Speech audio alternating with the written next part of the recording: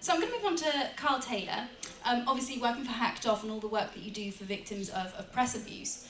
How can individuals in the audience and in wider society make tangible differences to tackle fake news and abuses that they see in the press? Can I actually go back and sort of frame the conversation a bit around the three areas? Is that all right? Okay, great. So in this context, I think I'm primarily the current executive director of Hacked Off, but obviously issues of free speech, democracy, and disinformation are so interconnected.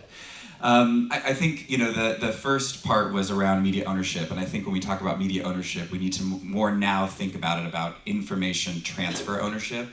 Who owns the venues and the vehicles by which information is shared? And for a lot of people, now sort of social media was originally seen as this democratization of speech. Everyone has greater access to share anything with the entire world.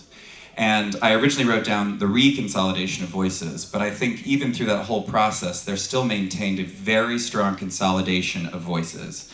There are 6 news companies in this country that dominate the media landscape, and nearly 90% of all information that flows online is controlled by 3 companies. And so where that leaves you is it's really important that those facts when you think about disinformation, because disinformation and harmful content, for it to have an impact, it must have reach, right? So so we know that when things start as like in a fringe channel, it doesn't go anywhere until a national newspaper writes a story about it. And disinformation, of course, isn't new, as was already mentioned. You can go back into time immemorial when people were telling people lies to get them to do what they wanted them to do. If you look at the conversation around the European Union about bendy bananas and they're going to take away our double-decker buses. But what is new is its ability to spread so quickly and the inability to offer recourse or correction when something gets out there that is not true. So this obviously poses a serious threat to free speech, democracy, and to public security because of the breakdown of shared truth, right? Shared facts, which in and of that itself is an oxymoron, right? I mean, there is a fact. There aren't opposing facts. There aren't different facts. And this is in large part because of a lack of adequate accountability through independent regulation. So if you look at the current landscape for the newspapers, majority of the large newspapers sit under something called the Independent Press Standards Organization, which is also an oxymoron. It's not independent. If you file a complaint with a newspaper, it's to a complaints committee that's mostly controlled by editors of those newspapers to which you're complaining. The new director who starts on January 1st, until the day before he became the new chair, was a conservative peer. To suggest that when you actually seek recourse for wrong in the press, that you'll get a fair hearing is obviously ludicrous. At the same time, the government's looking at this proposed online harms bill, which right now is primarily focused on 3 major tech companies, and so far has explicitly excluded newspapers.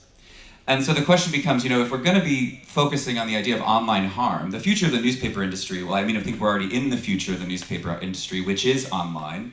We should be looking at harm wherever it is, and the source of harm. So how does that play out in the real world? Well, just in the last week, you see what it does to individuals like Ben Stokes or Gareth Thomas, who was effectively blackmailed by The Sun to release his HIV status. Now, as individuals, they could make a claim to Ipso.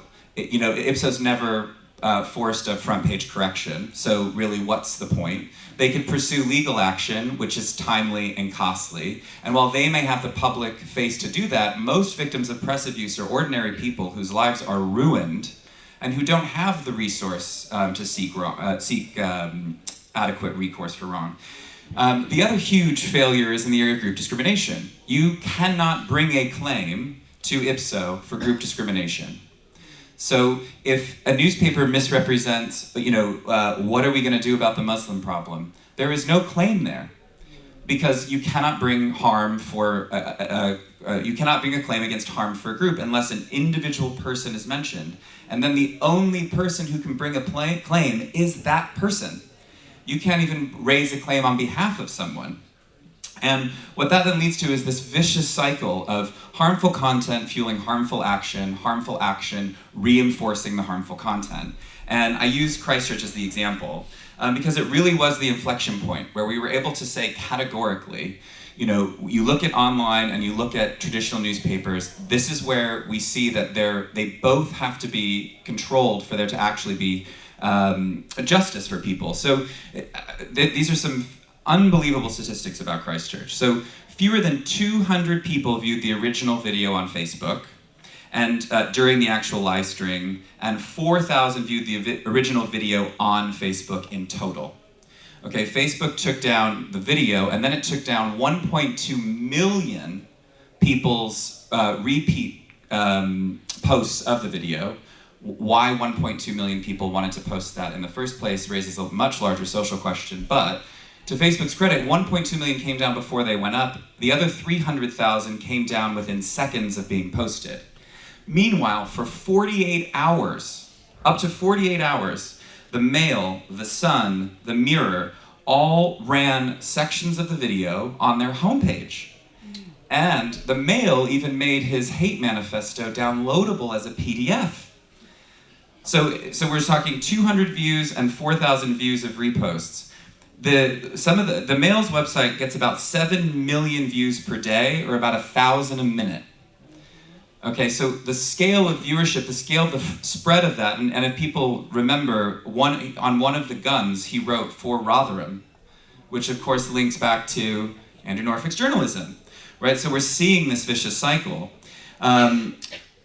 Twitter's own analysis that they shared with us, 70% of the video views of tweets or retweets came from 62 verified Twitter accounts, all traditional media outlets. So it's very obvious that the spread of harmful content is exacerbated when national newspapers cover these stories. That's what people are sharing. And so if you're looking at this online harms bill and saying, oh, we're going to hold Facebook, Twitter, and Google to account, well, what happens when a Facebook user shares a Daily Mail article with the same content in it? Is Facebook responsible? Is no one responsible? And then, of course, if you look at Facebook's incentive, well, then they just won't allow people to share articles, because why should they be held responsible for something that they didn't even source? Which just further crushes free speech and free debate.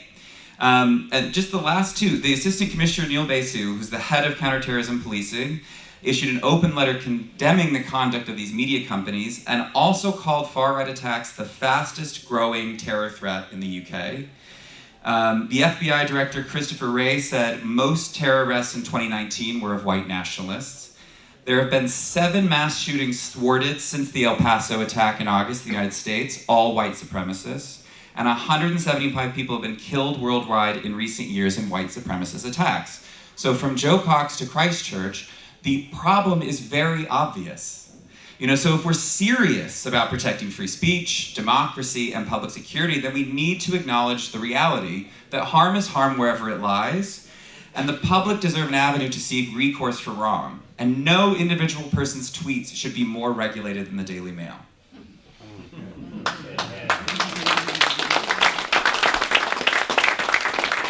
Thank you very much.